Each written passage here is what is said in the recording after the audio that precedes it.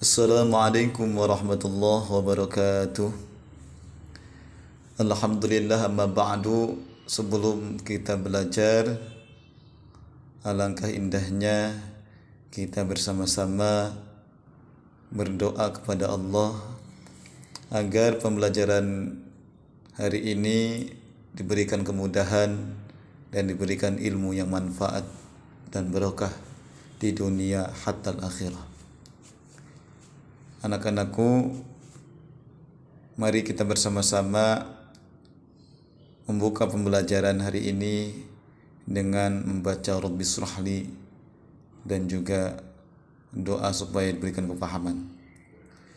Bismillahirrahmanirrahim.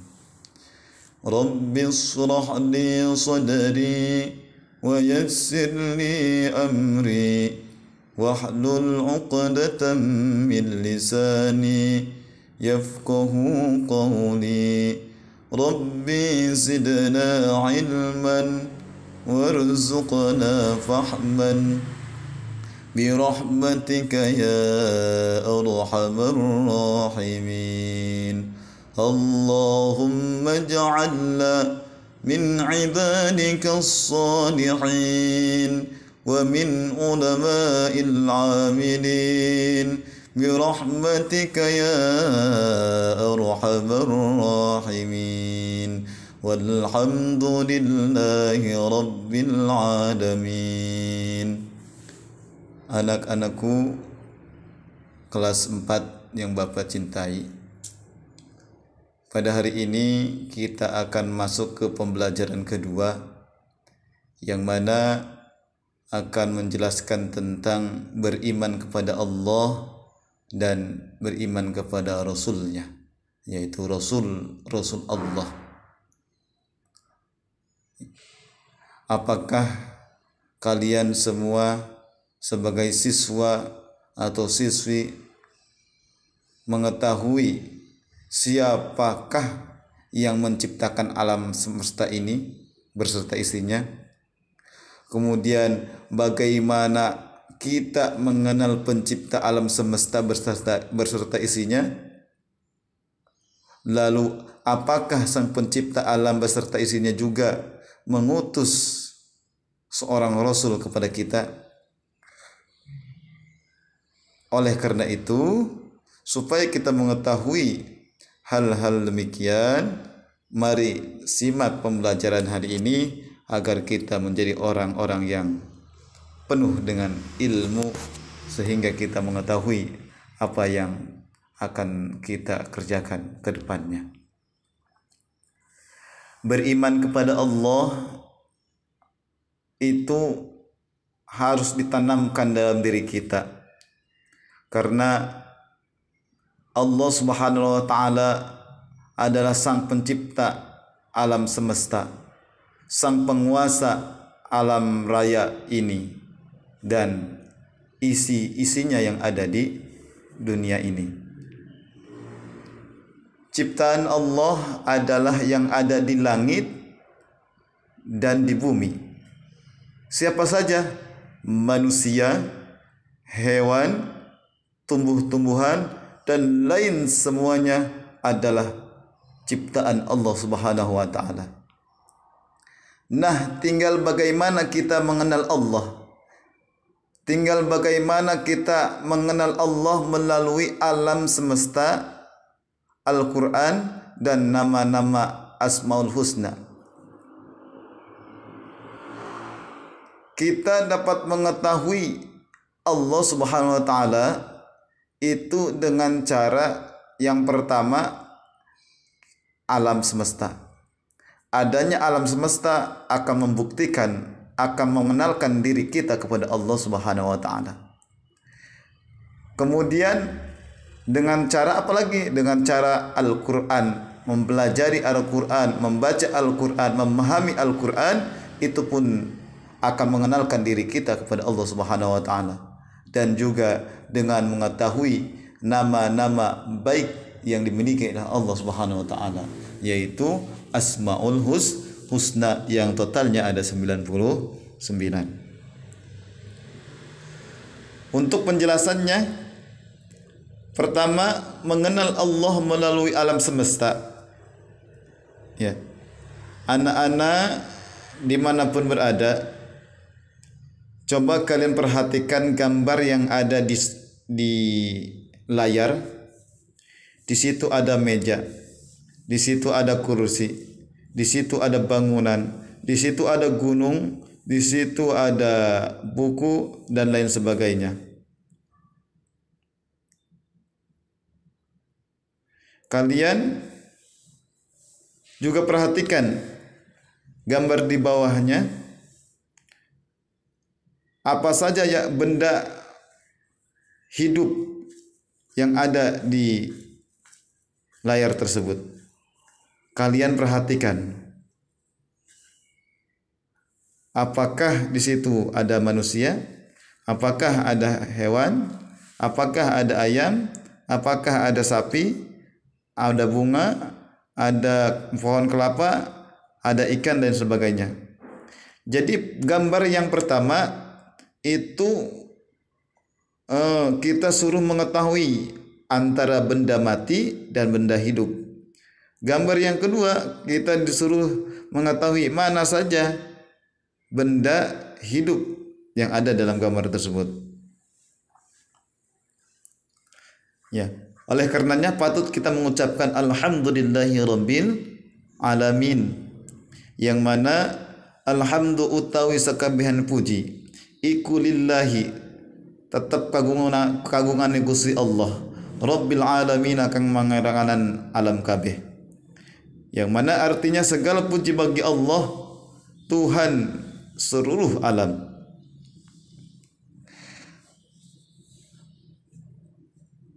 Ada sebuah kisah yang menceritakan sahabat atau seorang sahabat bertanya kepada baginda Nabi Muhammad SAW, "Ya Rasulullah, apa arti beriman itu?" Sahabat bertanya kepada Kangjeng Rasul, kemudian dijawab oleh Kangjeng Rasul, beriman artinya percaya kepada Allah.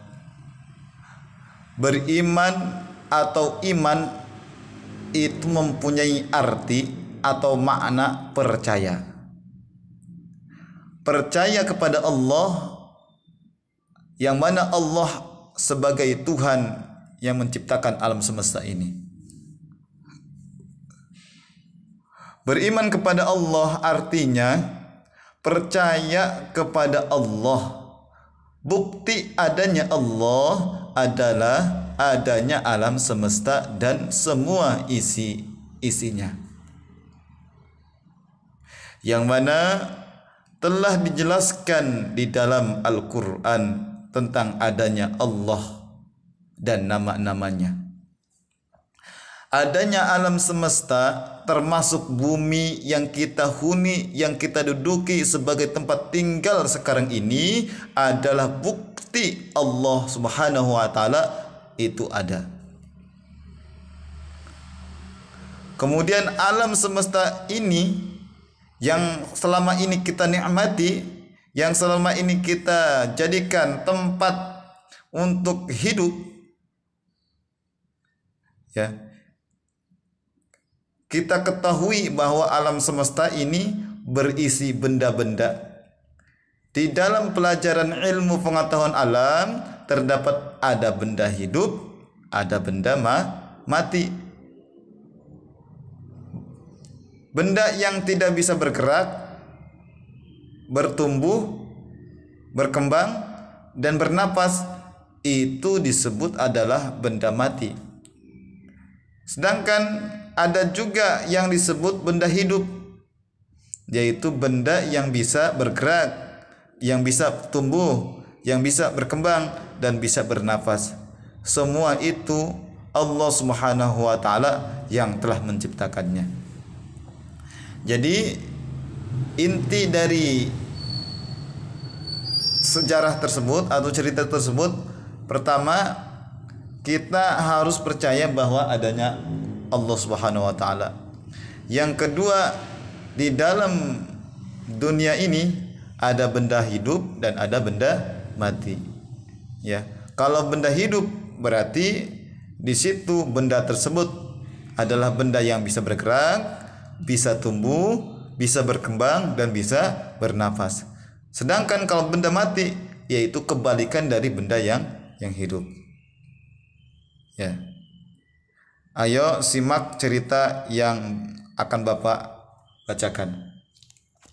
Ahmad tergolong anak yang suka bertanya.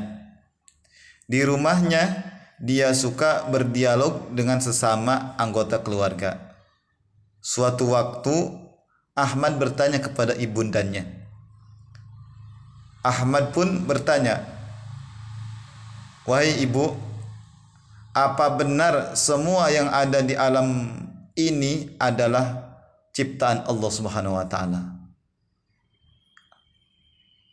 Ibunya menjawab, "Oh, itu benar sekali wahai anakku."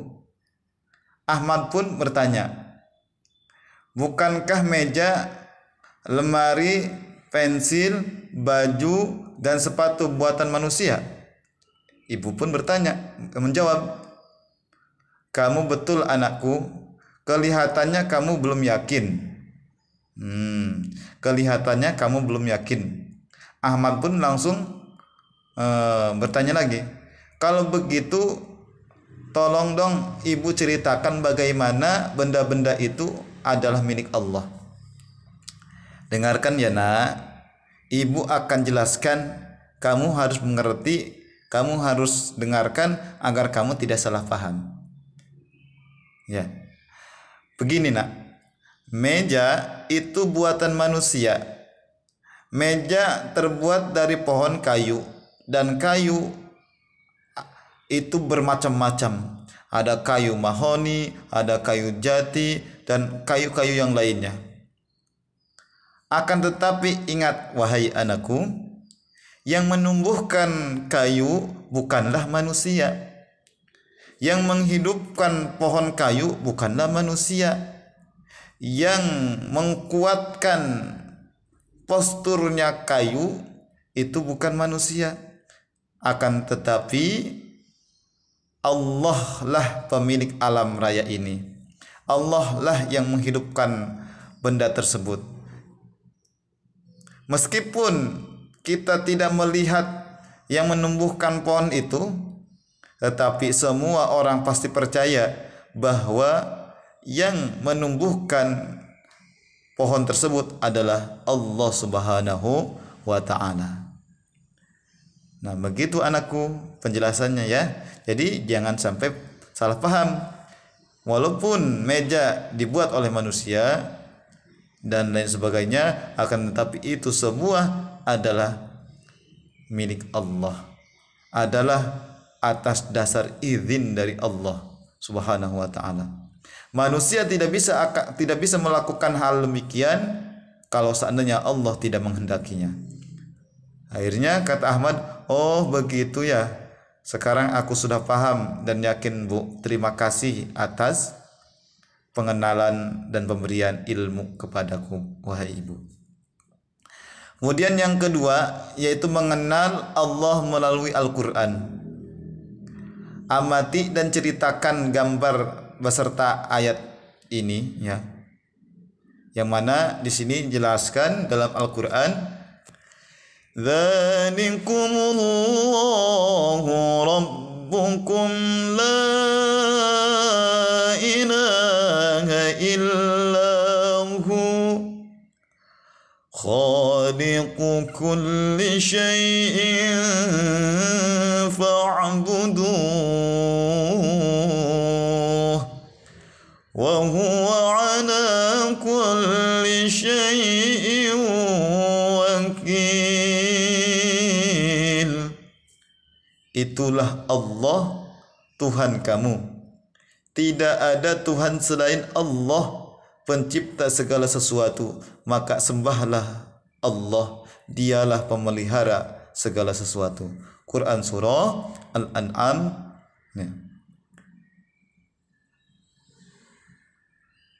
Anak-anakku, Ayat Al-Quran di atas mengenalkan kepada kita bahwa Allah adalah Tuhan yang kita sembah. Tidak ada Tuhan lagi selain Allah Subhanahu wa taala yang patut kita sembah. Dialah yang menciptakan dan memelihara segala sesuatu yang ada di alam semesta ini. Jadi kita wajib mempercayainya dan menyembahnya dengan sebenar-benarnya takwa. Mudah-mudahan apa yang Bapak sampaikan hari ini membuat kalian paham mengenai tentang keimanan kita kepada Allah Subhanahu wa taala, yang mana kita harus percaya kepada Allah Subhanahu wa taala. Allah adalah sang pencipta alam semesta. Allah adalah zat yang patut kita sembah. Tidak ada Tuhan selain Allah Subhanahu wa taala. Mungkin itu saja dari Bapak, kurang dan lebihnya mudah-mudahan ini menjadi ilmu yang manfaat buat kita semua sebagai manusia, dan mudah-mudahan kita semakin baik ke depannya. Amin ya rabbal alamin. Sekian, wassalamualaikum warahmatullahi wabarakatuh.